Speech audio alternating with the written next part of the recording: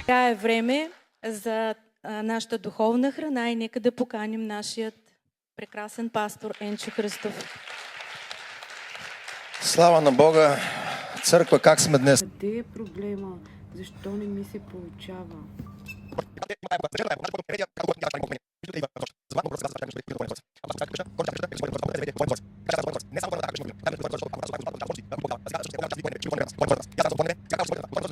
Как си? Добре съм, ти как си? Благодаря, добре съм. Днес проповедта беше доста поучителна. И аз мисля така. Да, ами така, благословена седмица ти желая. Аз също.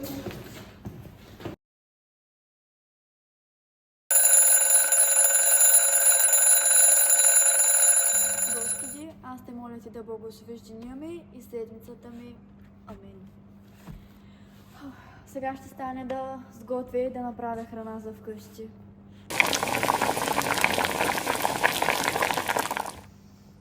Добре, че съм готова с храната. Сега ще имам време с Бог и с Словото, което е най-важното нещо.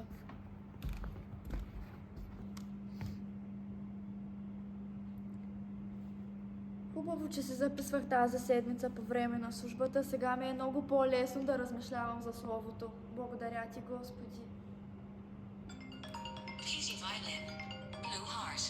Сега е време за Бог. Ще се чуя с нея по-късно. Беше доста благословено време. Мамо, храната готова ли е? Да, готова е! Ох, пастората седмица много добре говори. Аз пак се забравих тетрадката. Не пак, отново.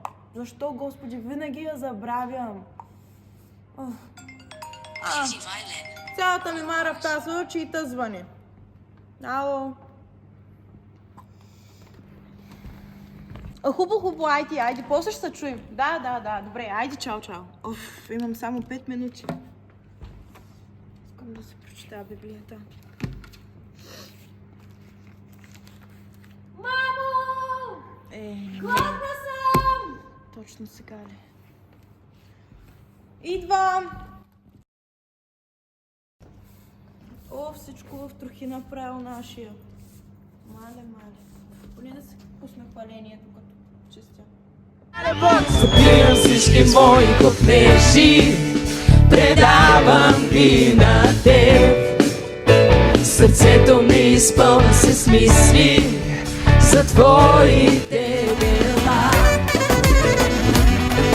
Лицето свита и всеки момент за всичко строй. Пак ми пусна чугара.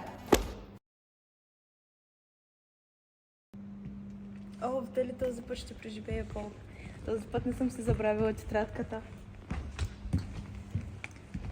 Здрасти, мила, как си? Благодаря, добре съм. Ти как си? Аз също съм много добре, благодаря. Радвам се, човек, нямам търпение за днескашната служба. И аз също. А как ти мина седмицата? О, тък му почвах да чета Словото и ми се обадиха. Не ли, човек? При мен се получи същото. Тък му отворих Библията и някой ми се обади, но аз затворих.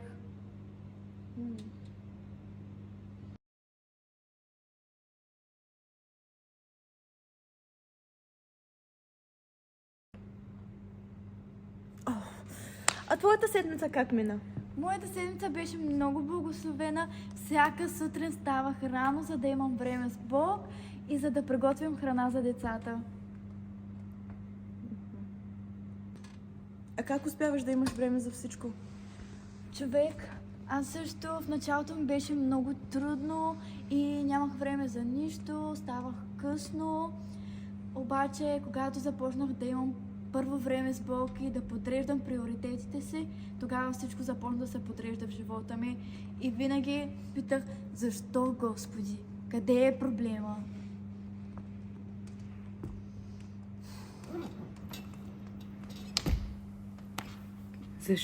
Защо винаги трябва да забравя нещо? Къде е проблема? Защо не ми се получава? Защо, Господи? Къде е проблема? Ох, сега разбирам защо.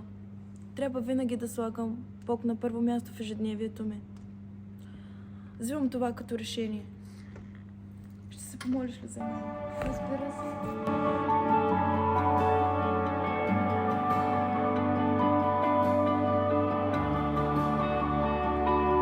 You were near, though I was distant.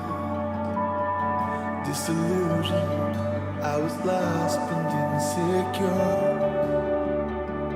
Still mercy falls for my attention. You were waiting at the door,